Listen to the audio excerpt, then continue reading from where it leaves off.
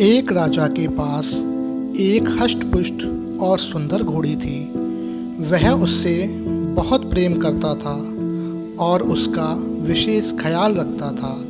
इसका कारण ये था कि युद्ध क्षेत्र में घोड़ी ने कई बार राजा के प्राणों की रक्षा की थी। ये घोड़ी की वफादारी थी जिसने राजा का दिल जीत लिया था। घोड़ी ने कई वर्षों तक राजा की सेवा की और पूर्ण वफादार बनी रही। जब उसकी उम्र हो गई तो उसकी जगह उसके बेटे ने ले ली। घोड़ी का बेटा हष्ट-पुष्ट था, मगर उसमें एक खामी थी। वह जन्म से ही काना था। इस बात को लेकर वह हमेशा दुखी रहा करता था। एक बार उसने घोड़ी से पूछा, माँ, मैं काना क्यों जन्मा? घोड़ी ने बताया, बेटा, जब तू मेरे गर्भ में था उस समय एक दिन राजा मेरी सवारी कर रहा था और मेरे कदम लड़खड़ा जाने पर आवेश में आकर उसने मुझे एक चाबुक मार दिया था। शायद यही कारण है कि तू काना जन्मा। ये सुनकर काने घोड़े का मन राजा के प्रति क्रोध से भर उठा। वह बोला, माँ, राजा मुझे जीवन भर का दुख दिया है, मैं उससे इसका प्रतिशोध लूँगा।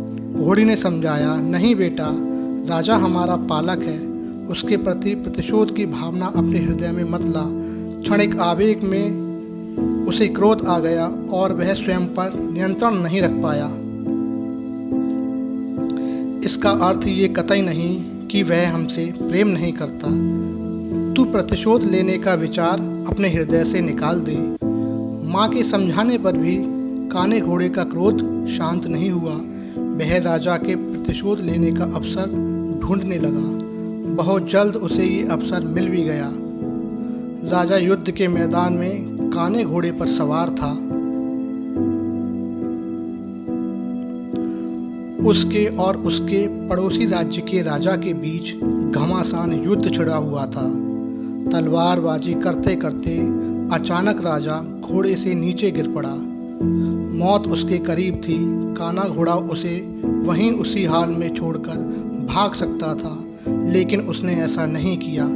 उसने फुर्ती दिखाई और राजा को फिर से अपनी पीठ पर बिठाकर उसके प्राण बचा लिए।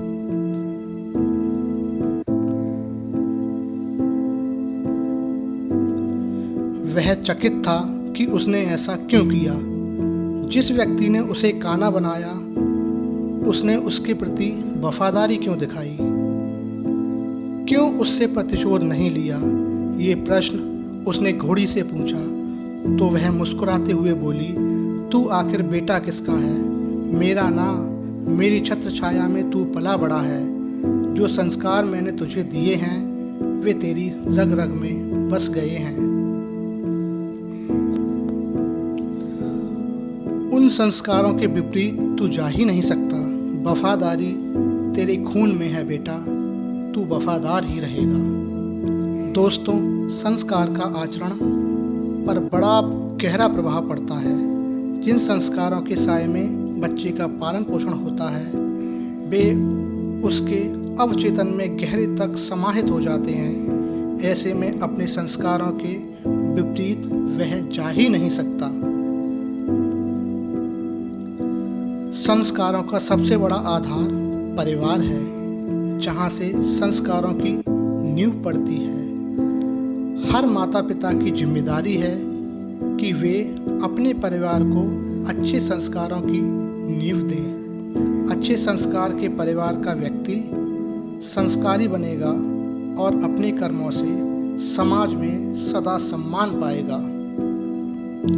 Please share and subscribe. Thank you.